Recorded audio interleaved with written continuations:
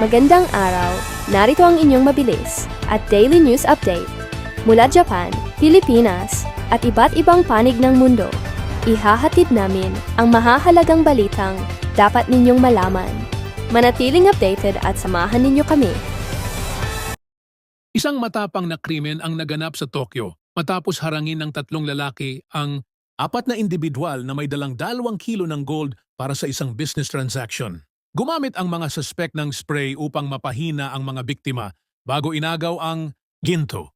Nakunan sa CCTV ang kanilang mabilis na pagtakasakay ng sasakyan at patuloy silang pinaghahanap ng pulisya.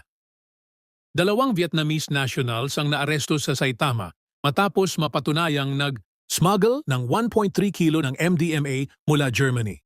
Itinago ang droga sa loob ng pagkain at cosmetic products upang hindi mahalata, ngunit natuklasan ito ng customs authorities.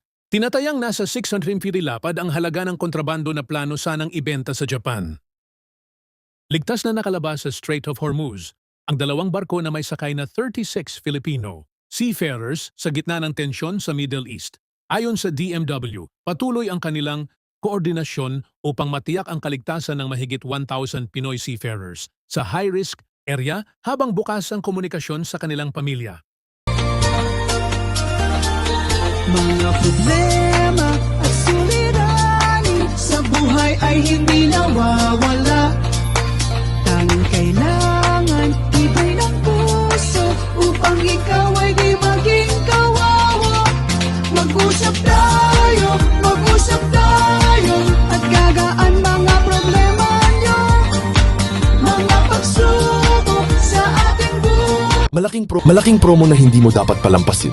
Handa na kami magbigay ng mas maraming offer para mag-book, makinig, manood at makisabay sa aming mga espesyal na alok. Exclusive promo sa plane ticket.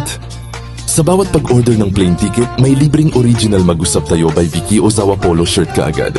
Isang plane ticket includes isang original Mag-usap Tayo polo shirt. Mas maraming ticket, mas maraming libreng polo shirt. Limited po ang aming offer up to 50. Person, no choosing in color size. Translation service Japanese-English Tagalog, dagdag tipid sa bawat transaction. Totoong tipid. Walang komplikadong proseso. Direktang bawas presyo. Abangan ang iba pang promo. Marami pang sorpresa at updates na pwede mong makita at marinig sa aming mga platform. Balak mo bang pumunta sa Amerika? Andito po kami para ibigay ang aming makakayang serbisyo sa amin pong kaalaman. Message lang po. Makinig at manood sa Spotify at Apple Podcast. Laging updated sa mga bagong promo at balita. Message na po ngayon. Limitado lamang ang promo kaya huwag nang maghintay. I-check ang aming page, mag-message na po at mag-order ngayon. Kami po ng Team Mag-usap Tayo by Vicky Ozawa. Maraming salamat po. Message na po ngayon. Ang promo na ito ay para sa mga gustong maglakbay, makatipid at makatanggap ng espesyal na regalo. Samantalahin na po, message lang po sa FB page Mag-usap Tayo by Vicky Ozawa.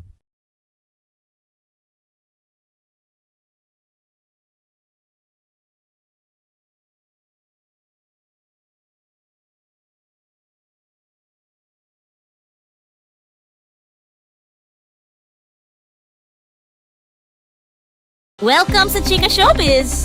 Hatid namin ang maiinit at pinakabagong balita sa mundo ng showbiz mula Hollywood hanggang sa mga paborito ninyong artista sa Pilipinas. Tara, sabay-sabay nating alamin ang latest chika! Maraming sikat na artista ang nagsimula bilang child stars bago naging global icons. Sina Miley Cyrus, Selena Gomez at Daniel Radcliffe ay ilan lamang sa mga halimbawa na nag-transition mula sa teen fame tungo sa mas mature na career. Sa Pilipinas, sina Catherine Bernardo at Zaijian Jaranilla ay patunay na posible ang long-term success kung may tamang guidance at disiplina sa industriya. Hindi lahat ng artista ay may tuloy-tuloy na tagumpay. Marami ang dumaan sa kontrobersiya at pagpagsak bago muling bumangon. Sina Robert Downey Jr. at Britney Spears ay ilan sa mga kilalang personalidad na muling nakabangon at nakuha ang tiwala ng publiko. Sa Pilipinas, may mga artista ring nagpatunay na posible ang comeback sa pamamagitan ng pagbabago at determinasyon. At iyan ang kabuuan ng ating balita. Maraming salamat sa inyong pagtutok. Huwag kalimutang i-follow ang aming page. Mag-usap Tayo by Vicky Ozawa para sa mas marami pang updates mula Japan, Pilipinas at buong mundo. Ingat at hanggang sa muli! Before we end, We invite everyone to like, share, and subscribe to our page. You can watch us not only on Facebook, but also on our YouTube channel for more updates and exclusive content. We also have original 100 Pinoy diaries and 95 Tagalog quotes at Spotify and Apple Podcast. All in Tagalog, written by Vicky Ozawa. Voice over by talented Filipina, Miss Joy and Jasmine, now available. So don't forget to listen and support our creative works. If you have any concerns, inquiries, or if you are interested in our commercials or services, please feel free to message us anytime on our Facebook page, Mag-usap Tayo by Vicky Ozawa.